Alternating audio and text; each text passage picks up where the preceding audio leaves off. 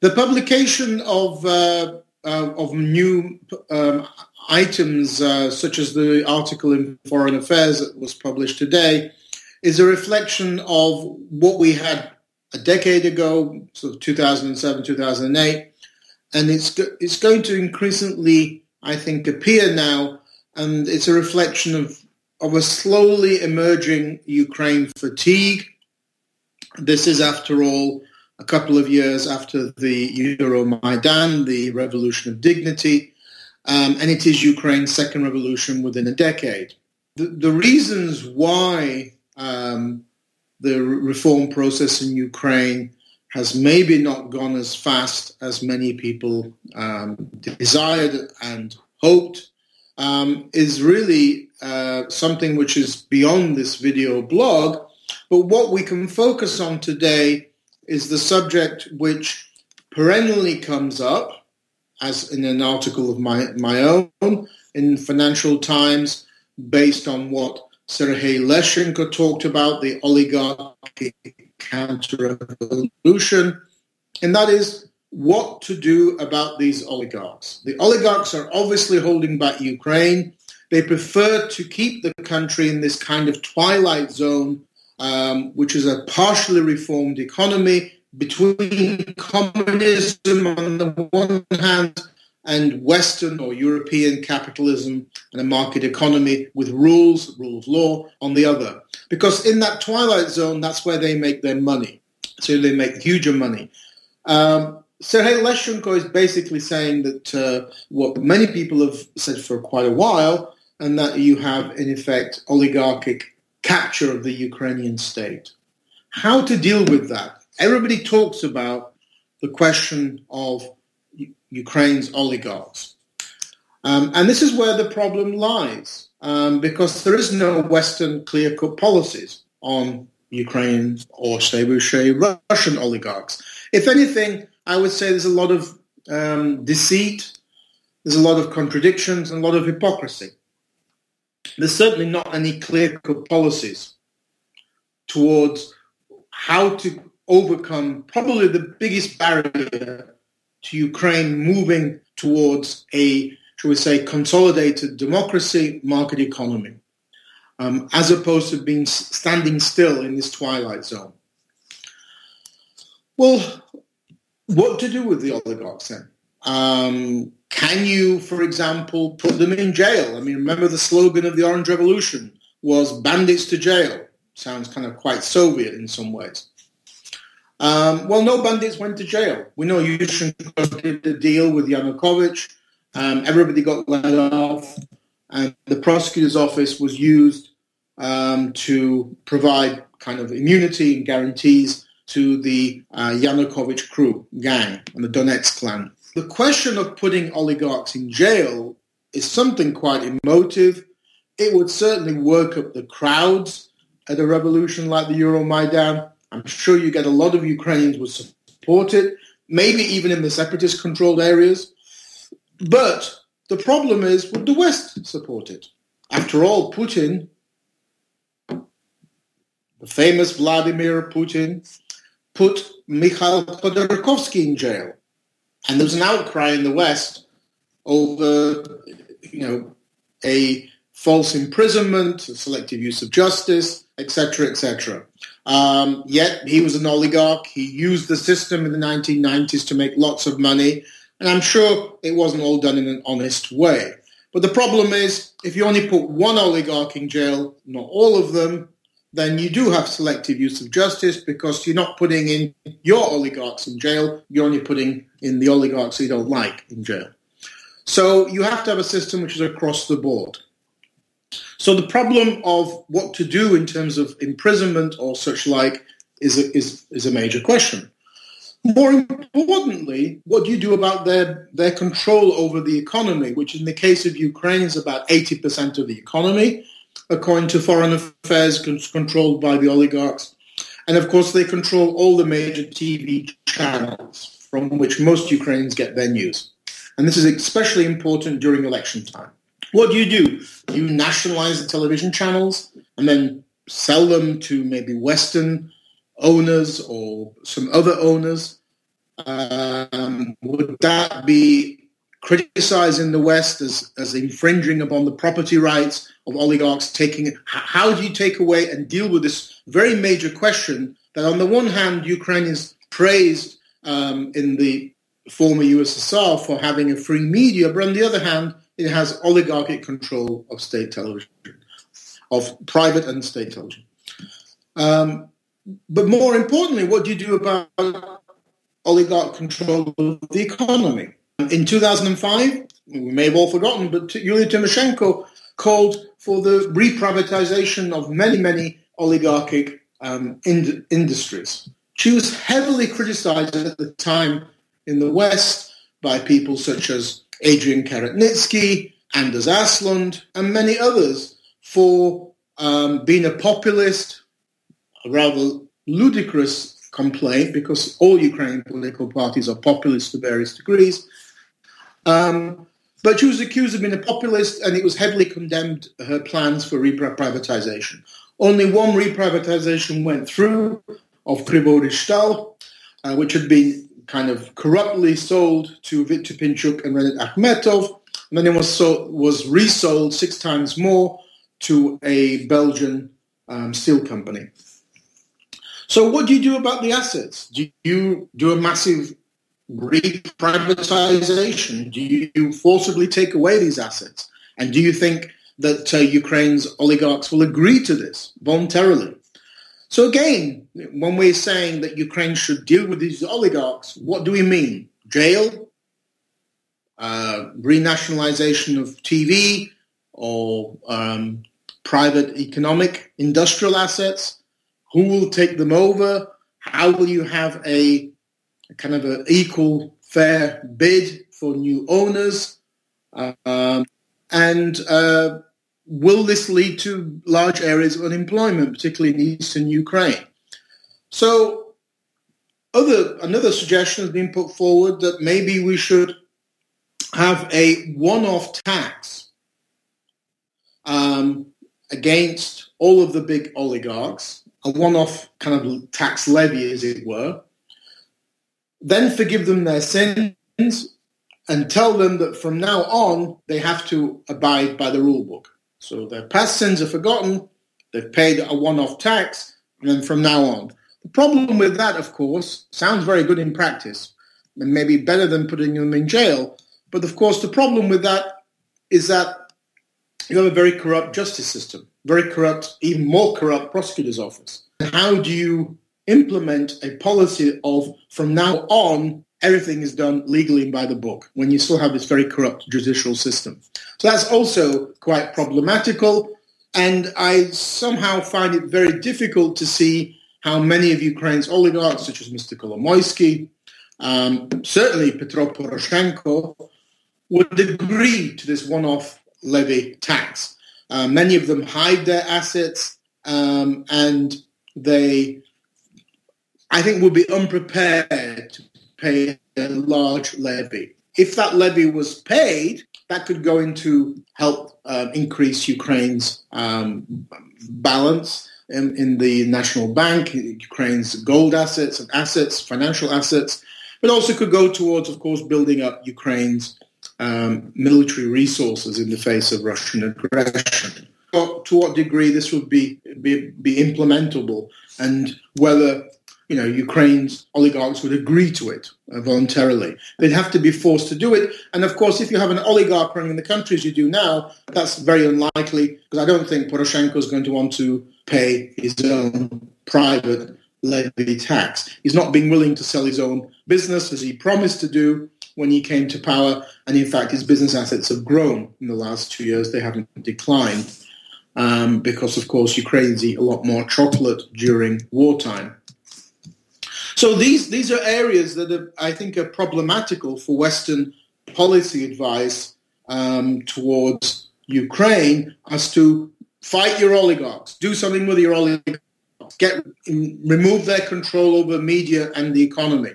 And yet there's no clear-cut policies of how to do that. Worse still is that many oligarchs receive some kind of support from the West. And what do I mean by that? Well, Westerners, Western so-called experts, Anders Aslund, Adrian Karatnitsky, for example, both at the Atlantic Council of the US, which does a great job on Ukraine in Washington in propagating a pro-Ukrainian position in Washington, D.C. Nevertheless, Aslund and Karatnitsky have been long-term supporters of democratic forces in, say, our Ukraine, Yushchenko, Poroshenko, forging grand alliances with the oligarchs and previously with the party regions. They were always strong supporters of that. And secondly, others have been extremely critical of Timoshenko's plans for reprivatizations or putting oligarchs in jail. Such authors and experts such as Alexander Motyl and Adrian Karatnitsky have been highly critical of those kind of steps.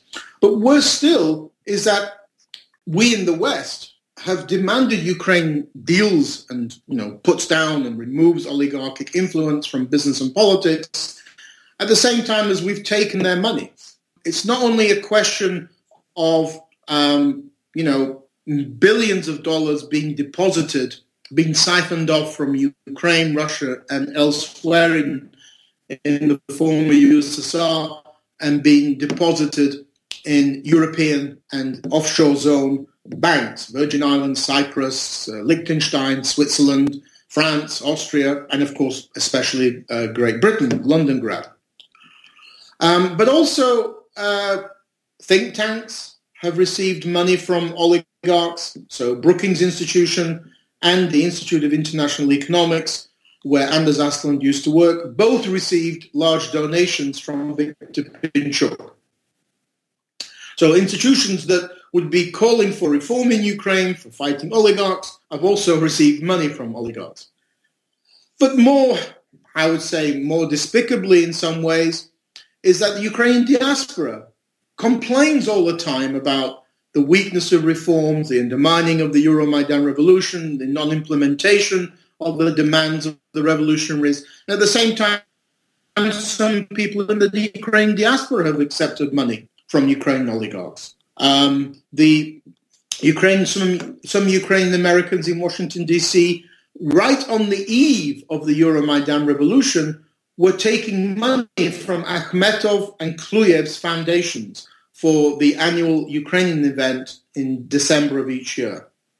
It was me that wrote to the Ukrainian Weekly and embarrassed them about this. How can they take money from these organizations that are opposed to the Euromaidan?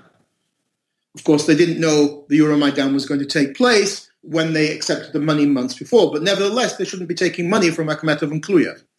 But more importantly, the Ukrainian Americans accepted and they defended the taking of millions of dollars from Dmytro Firtash, somebody the U.S. government wants to put on trial for corruption charges. So Ukrainian Americans were ready to receive money for a monument to the victims of the Holodomor, despite the fact their own government wants to put Firtash on trial for corruption. Rather bizarre. And especially because Firtash is Putin's man in Ukraine. So there's no question about that, who Firtash is. All the research is there to show that. So we can't demand of the Ukrainian government to fight the oligarchs, to deal with the oligarchs, to take them, to separate them from business and politics, to reduce their influence, and then we take their own money. We should not be hypocritical about this, especially when we're dealing with oligarchs such as Firtash and his so-called gas lobby. This week, the members of the Ukrainian Parliament released the minutes of the National Security and Defense Council meeting that took place at the end of February 2014, when Russia was just intervening and then, of course, annexed the Crimea. And it showed to what extent the Yanukovych regime was not only a mafia regime in terms of what it was stealing, but it was also a treasonous regime in terms of it allowed the Russian intelligence services to take over the security service of Ukraine and Ukrainian military intelligence, and it also allowed for the complete destruction of the Ukrainian military. The minutes showed that only 5,000 Ukrainian troops were available for the Ukrainian government to use at the end of February 2014. The Ukrainian military were being destroyed. Who was in power when this was happening? Firtash, Lyovochkin. Firtash and Akhmetov were two of the three, together with Alexander Yanukovych, the president's son, were the three who received the biggest financial favors under Yanukovych. And we're taking money for a Holodomor monument from this man. Lyovochkin, Serhiy Lyovochkin, he's been around for a long time. He was a senior advisor to the Kuchma presidency, and then he became the chief of staff under Viktor Yanukovych from 2010 all the way through to the end of January 2014. So he only skipped a month. So he was in charge of Yanukovych's presidential detail for all of his time except 1 month. So I think that if Yanukovych was treasonous and involved in massive corruption and in destroying the Ukrainian security forces, either Lyovochkin was a very poor chief of staff and didn't know anything about this, or he knew everything about this. If Yanukovych is guilty of betrayal and treason, then so is Lyovochkin. But Lyovochkin, of course, is free. Yanukovych is in exile in Russia, but Lyovochkin is in the Ukrainian parliament and he's obviously had very good relations with the current Ukrainian president because they did a deal with him and Firtash in mid-March of 2014 in Vienna. So the very people who committed treason against Ukraine have been let off by the current authorities. And so no wonder that we can't really,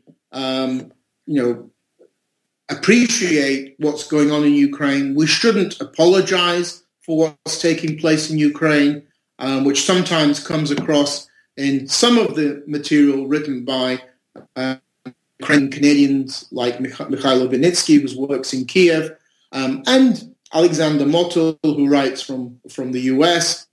They write very good stuff. They say very good stuff, but sometimes they have to accept that their statements and their articles and their comments come across as being too apologetic about the current authorities in power in Ukraine. There's too much disjuncture between what is taking place in Ukraine in terms of, if the Yanukovych people are guilty, then surely the people who benefited most around Yanukovych and who oversaw his presidency also have to accept some responsibility, but they're being let off. At the same time, they're sending money to the West, and we are accepting that money for various donations in the West. So to conclude, yes, it's very difficult, and this is why we have to be completely realistic about Ukraine. It's very difficult to see how reforms can progress in a strong way and that Ukraine can break out of its what's called partially reformed system, this twilight zone between Eurasia, the Soviet Union, and move decisively to the West and create a law-based, rules-based market economy until the Ukrainian oligarchs are somehow dealt with and that they no longer have control and massive influence over business and politics. How that is going to be done is still not being told to the Ukrainian authorities. I have not seen concrete proposals. And secondly, before we even make those proposals, we should stop taking their money in the West. That means European countries should stop taking the huge amounts of money that's stolen in Ukraine, Russia, and elsewhere, and sent to Western banks. And also think tanks, foundations such as the Clinton Foundation, and any Ukrainian organizations in North America should also refuse to take the money which has been stolen from Ukraine. Until we do that, then all our criticism of the oligarchs in Ukraine is really hot air, and it's hypocritical. We're not actually telling the Ukrainians what to do, and if we are, we're at the same time taking money from them. So we need to really formulate far more concrete and clear proposals as to what should the Ukrainian authorities do on questions of oligarchs. Petro Poroshenko is a democratic president. He was elected democratically. He won't be around forever. He's an oligarch. He's unlikely to fight the oligarchs. But there will be people who will come after him in the Ukrainian parliament and in the Ukrainian presidency who may want to do that. We should already begin to prepare policy proposals, discussions, think tank papers as to how to deal with this question. It wasn't dealt with after the Orange Revolution, and it seems to be now slacking again after the Euromaidan.